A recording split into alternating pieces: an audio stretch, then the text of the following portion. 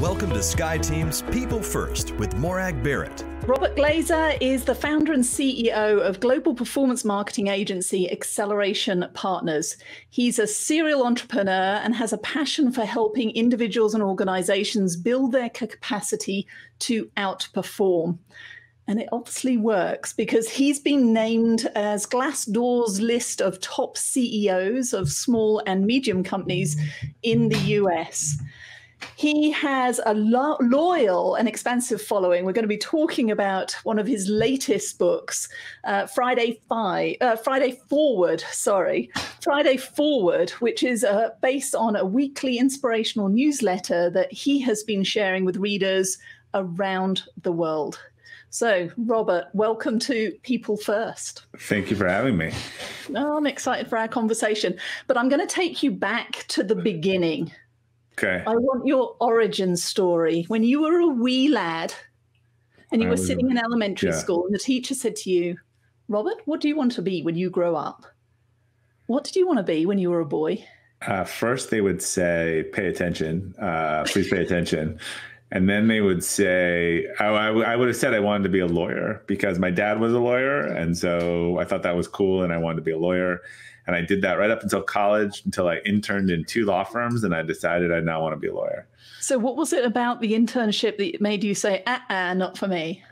One, I got a lot of coffee for people and filed papers. And the other, the people were terrible. But it just, I started to realize that my passions were business and marketing, and that I have legal instincts, which serve me well to this day. And in fact, I read contracts, I ask questions. It does serve me well. So I think I got some of the DNA, but keeps you out of mischief. Yes. Is that what you're saying? It does. A lot of people say, I get told a lot. I've never been asked that question anymore. I'm like, so my answer is always, does that mean it's the wrong question? Or people just didn't notice? Fair enough. So what was the pivot point then? Because Acceleration Partners marketing, communicating powerful messages, as we see with the book and your weekly newsletter. So what was the tipping point where you realized, this is where I should go? So there were multiple things. I will say the big tipping point, I think, was after I had already started Acceleration Partners, was 2013. I went to a pretty intensive 4 or 5 day leadership program that was run by EO. It was much more introspective than I expected. I expect to learn all these great ways on how to lead people. And Warren Rustan, the guy that led it, I described the first 2 days as a big mirror, which was like, who are you and what do you want? And I came out of that determined to sort of come up with a concrete list of core values over the next 5 or 6 months. And I did that. And that was sort of the biggest catalyst of then redesigning my life, my business, decisions, and everything around those values, realizing like that's the stuff that I needed to do. So I started doubling down on some things, and like Friday Forward, I started cutting out some others. But I just that was a key like inflection point of like, here's where I'm going to focus, is what I'm going to do. Okay. And to what extent have your values continued to evolve over time, or have you found that those are fairly solid anchor points that you now recognize have been with you consistently? Yeah. So now I like teach this to our leaders, and I created a course because so many people don't know how to do it. But I think most core values run really deep. I think it is a self-discovery process of what's the operating manual that no one gave us to ourselves. And a lot of people can trace it to formative early childhood stuff. So I think by the time you get to be as old as I am, I think they're pretty baked. With that said, I don't think there's like a company, there's not wholesale changes, but they might evolve, right? Someone who has something traumatic happen, or generates a cause later in life, may definitely have some augmentation to their values.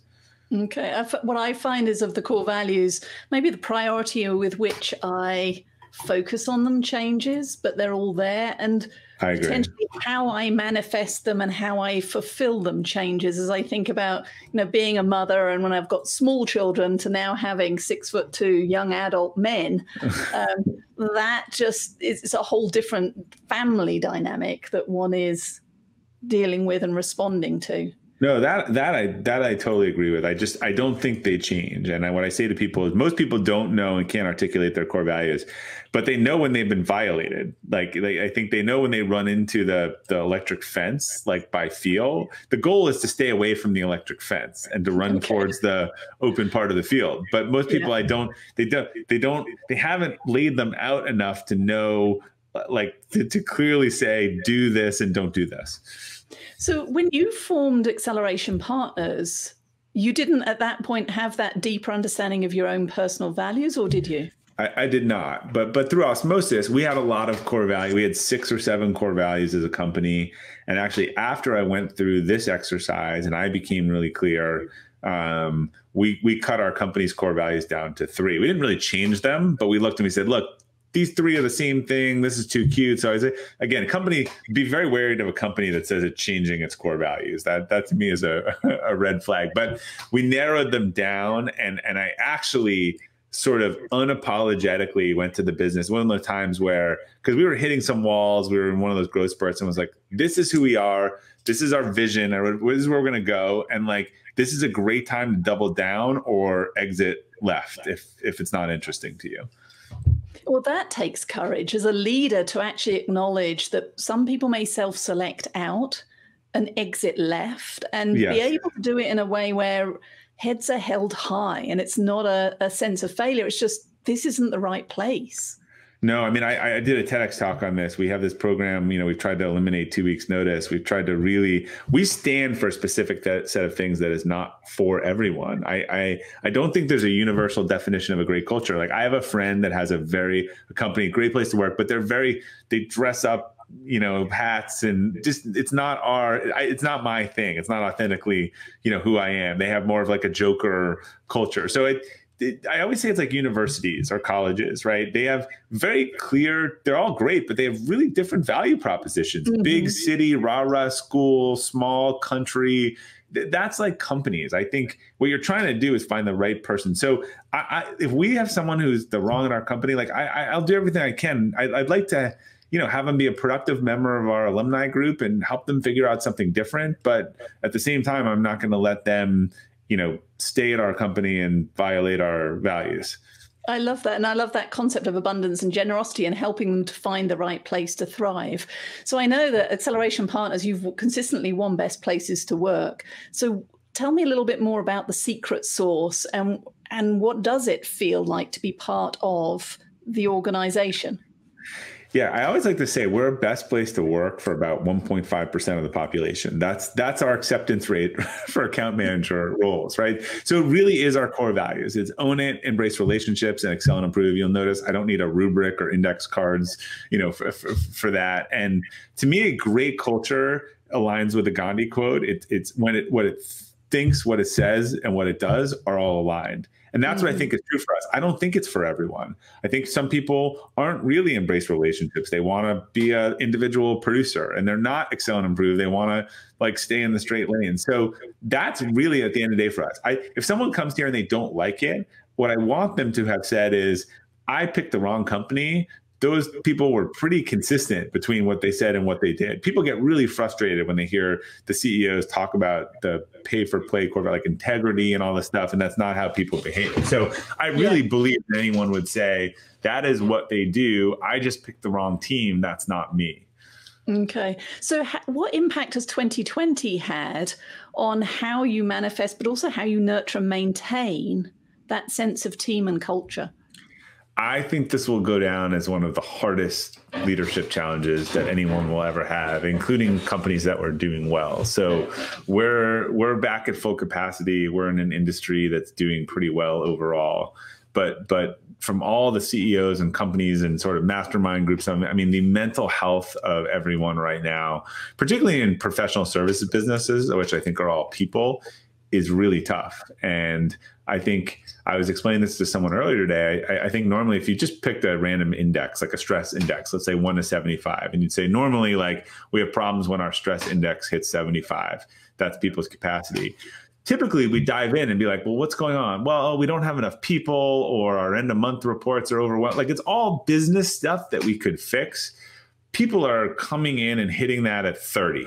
now because of all the stuff that's going on. And it's actually not anything to do with the business. It's just they don't have as much to give emotionally or spiritually or otherwise because they're exhausted or scared or drained or otherwise. So it has taken a lot of work, because the challenge for a leader today is, let's say a company that's doing well, but you have people that are suffering from just a burnout, is to say, look, I want to help you. I want to talk through this or otherwise, but we also have clients here that have, needs and are paying. And if we don't service them well, now the other worry I can add to you is that we don't have the job for you, right? Because they fired us. So it's a really delicate balance between what the business needs and understanding that people are really suffering on the mental health side right now. It certainly is a challenge. I'm hearing that theme consistently. And I know that Friday Forward is one of those end of the week anchor points for so many people now. So I'm sure at the beginning you had no idea. I have less than none. Yeah. I was reading a post earlier with somebody commenting on your overnight success, and of course, they see the peak of the iceberg. But what was the inspiration for Friday Forward? So it was actually that same leadership event. One of the things that we did in the mornings was we were encouraged to have a 10-10-10 routine, which is 10 minutes of quiet silence, 10 minutes of reading something positive, and then 10 minutes of writing. And they gave out a bunch of books. And I loved the morning routine, but the positive stuff was a little rainbow and unicorny for me. Not my unicorns. Not my cup of tea. But I liked the writing, like journaling. So I actually merged the things a few weeks later. Our team was remote, 40 people. And so I said, I've got some stories I saved and quotes and images. Like, why don't I just send something on Friday around kind of getting better? I didn't have the terminology at the time, but building capacity, see if people like it. And I sent it for 5 or 6 weeks and I didn't hear from anyone. But I kept doing it because I enjoyed it. It gave me a time to think about an issue and dive into it. And then eventually I heard back from people saying they really liked it. They had done something. They signed up for that race. They had a discussion they needed to have.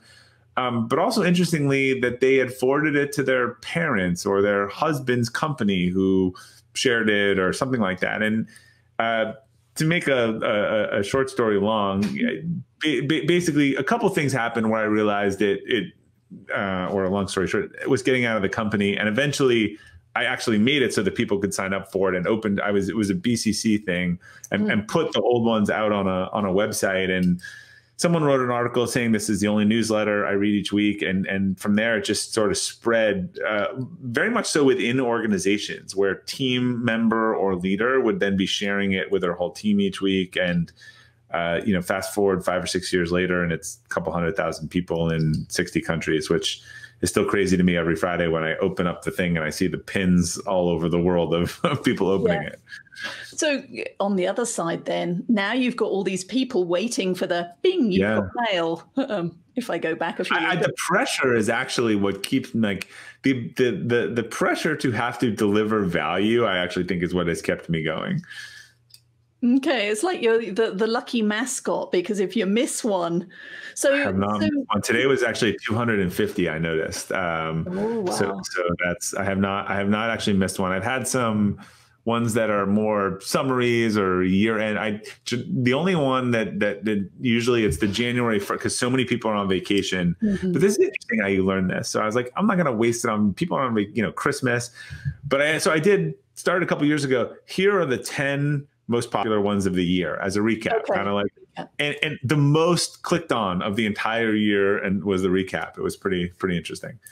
So do you get ahead of yourself then? And in terms of, do you wait till Friday and then think, okay, so let's think about the last 7 days and make it current? Or do you just grab things and put them in your pending folder, ready to release into the wild as and when? What's both? So I keep a long list of things. The magic formula seems to be that when real life circumstance connects to thing I was thinking about, then it's perfect. Like, I was talking with Morag today and we talked, mentioned this, and that got me thinking about the law of attraction or whatever it is. But, someone was saying to me a week or two ago, a friend, he goes, love this, one of the best lines ever. He's like, but you need something lighter, like your kids and sports you used to do. I was like, I just haven't had those interactions with COVID-19. Like I'm not traveling. I'm not seeing people to have a lot of the serendipitous stuff that used to lead to some of these stories. So yeah, they have been a little more serious. And then sometimes something happens that week. Sometimes mentally I'm kind of working on the next 2 or 3, but I probably have 100 themes on that notepad at this point that I thought of at some point. What happened to the silence piece from your workshop where you shh things down then? Or have you always got something going on up here? Not good at the silence piece. Yeah, I meditate, but people always say, well, how are you going to run out of ideas? I'm like, the ideas aren't my problem. Editor and that sort of stuff is my problem. So that's just the strength. But yes, blessing is a curse. My brain goes, and I try to give myself that rest and relaxation. But that's also what I like, playing with a concept, thinking about it in the shower, whatever, wherever you have that sort of breakthrough. So it's both. I sometimes say I'm not good at doing nothing. I never have been. Well, congratulations on the quiet influence that's come from it. But then, of course, there's the pivot to the book. Yeah. And you now have to pick your favorite or most impactful Friday forwards to put in the book. So how did you go about that process? And what's one of the stories that you particularly resonate with that made the cut? Yeah. So when I first wrote the book 5 years ago, when it was rejected, which is why I went to write Elevate instead, that was like I had like 75 of them, so it wasn't hard to pick 52. What I did this time was I actually went back through the comments. So each week I get 20 to 100 emails from people in response, and it lets me know which ones have had the deepest impact. Like I can tell from that. So they're split across the 4 capacities. So that gave me the buckets. And then I went back and looked both at the sharing of the post and the feedback I've gotten from the post, because I wanted the ones that were most impactful.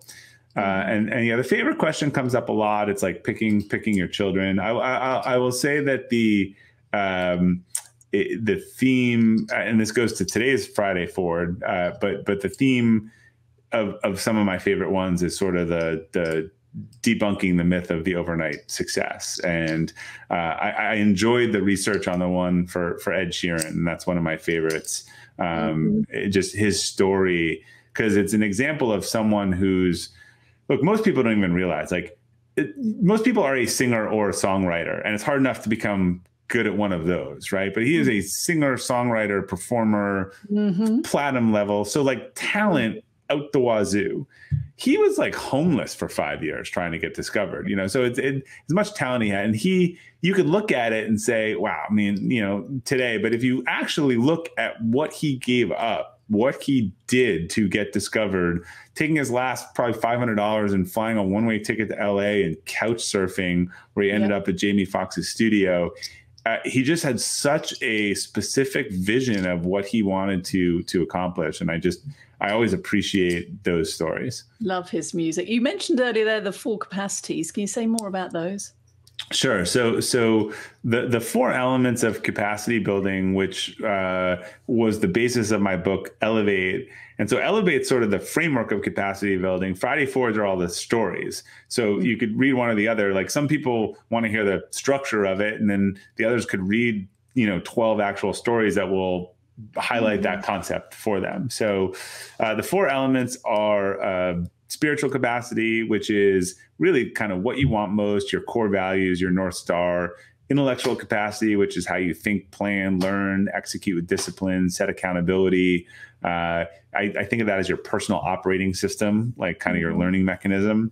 Physical capacity, which is your health, wellness, and otherwise. And then emotional capacity, which is how you relate to the world around you and the things that you don't control, and the quality of your relationships and how you relate to other people. So each of the stories are broken up into those sections. I love that. So when you think about those 4 capacities, which do you tap into the most easily, and which do you have to give more energy to tap into? Let's tap into as much as they go up and down. Like I was saying to someone before, it's not that they're perfect. Like in launching a book on capacity building, I completely drained my physical capacity, right? So it's not, kind of to the point of exhaustion. If you've been part of a book launch, like there's just almost no way not to do it the way they're structured these days. I think that for me, it's actually just looking what feels a little bit, out of whack at any one time. Like, am I not learning? Am I running the hamster wheel and just not learning in accountability or moving forward? Am I not clear on my directions? I said to someone before that I don't have to go back to spiritual that often. I think spiritual is the one that if you kind of solve it, you solve it. But one of the times when I think you do need to go back to it is I'm in this phase where I have a lot of things that people are asking me to do that are all very interesting. Like I call A-level. It's easy when you have a lot of stuff and you go, well, that's a B level up. They're all kind of A's, but I can't possibly do them all or I'll be physically my physical capacity to diminish. So I've kind of been going back to and looking at, I know what the core values are, but trying to map all of these things up against the core values and saying, if I have to let one of these fall to the ground, which are the ones that are really going to matter most in 6 months, a year, 5 years, if I were to do them? So I touched earlier on in your bio and introduction around the external accolades and recognition for you and your leadership style. Yeah. I'm curious from the inside out perspective, what do you believe makes for a great leader? Just authenticity. So I think that I do not think I am. The accolades are probably more than they are due, but I think that is just because more of we have put out a flag. I'm attracting people to the company that like our vision, that like what we stand for. I'm doing what I say that I'm going to do. If you put another 80 people in that room, they'd be like, he's a terrible leader. Like he's not doing this or that or otherwise. But I think I've put very authentically out into the world, into people, what I value, what I don't value, what I'm looking for, where I think I can help them. And I enjoy capacity building and helping people build their capacity, which is, I've grown out of wanting to do everything. So that I think just aligns itself nicely to aspects of leadership in terms of wanting to spend a lot of my time helping to develop people and make them better. Okay. And I know you have another book or the reprint of the book that's going global on virtual teams. I mean, the timing is sometimes you think, wow, that perfect, nailed it. So virtual teams. Well, it was not like I planned that a year ago. That was a pandemic hit. I had this presentation. I should make this into a book. So I am running as fast as COVID is to try to get that out. Yeah. Okay. So what advice do you have then for not just leaders who are now working with distributed teams, but for everybody who's part of a work from home environment? What advice do you have for making virtual teams succeed? Yeah.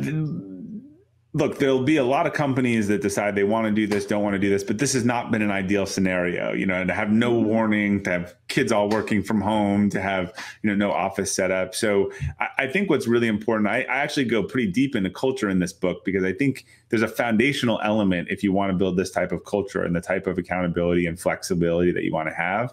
But I think people, and they need the tools, they need the training. Most people don't know how to do it. I think their home life really bleeds into the work life. Work life bleeds into home life. The fear was always that home life would bleed into work life. I think the data is pretty clear that people work more when they're home. So I talk a lot about in the book on how to create more space and how to emulate the kind of commute to work in the morning and in the afternoon and try to break up your day and schedule. Because one of the analogies I used in the book, which I really like, is look, if you reach over to your work email on your nightstand at 6:57 and pull that onto your bed, that is like someone just grabbed you in your pajamas and threw you into the office and you have started your work day, right?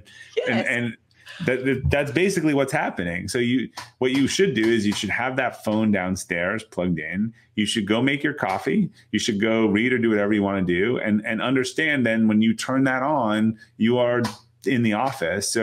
But you need some space before that and probably at the end of the day after that.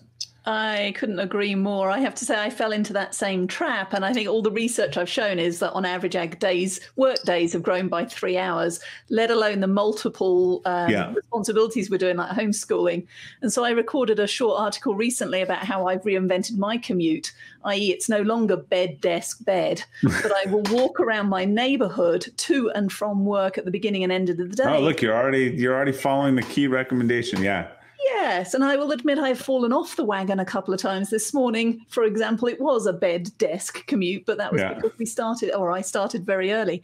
But it's good to start looking for those opportunities to put the natural pauses back into the day that we would have had otherwise, that allow us to think, to be creative, to catch up on our reading, just to think about being mindful about how we're showing up. And every pro has a con, right? So the modern office is a wasteland of interruption, right? I think the open office movement has been totally debunked. The need for flex spaces and glass and no corner offices and stuff is right, but a space where people hear everyone all day and are distracted all day by other people has been debunked as not productive.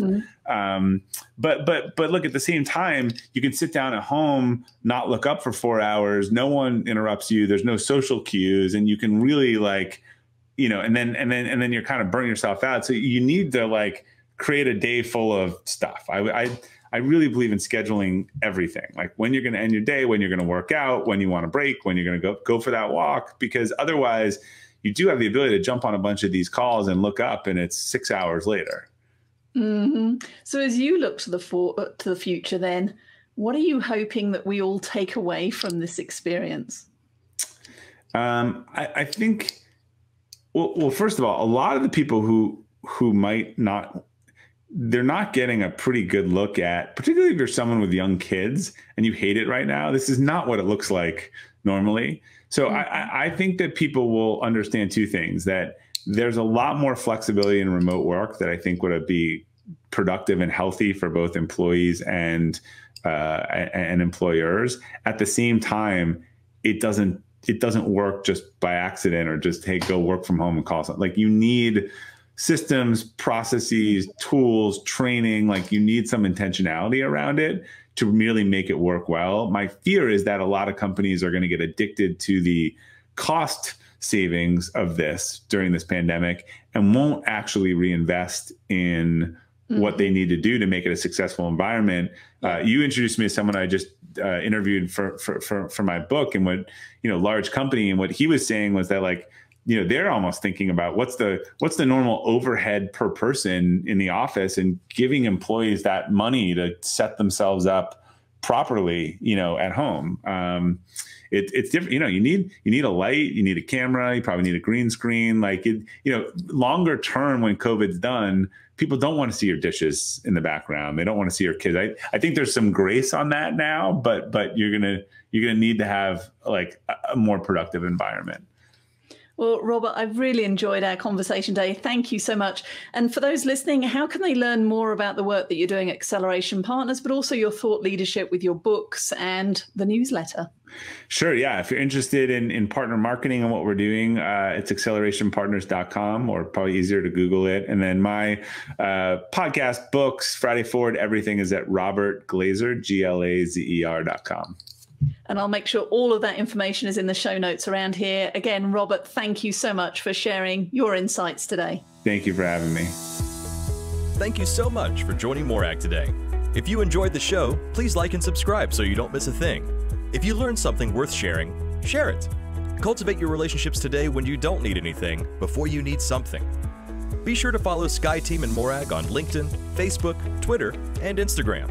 And if you have any ideas about topics we should tackle, interviews we should do, or if you yourself would like to be on the show, drop us a line at info@skyeteam.com. That's SKYE team.com. Thanks again for joining us today, and remember, business is personal and relationships matter. We are your allies.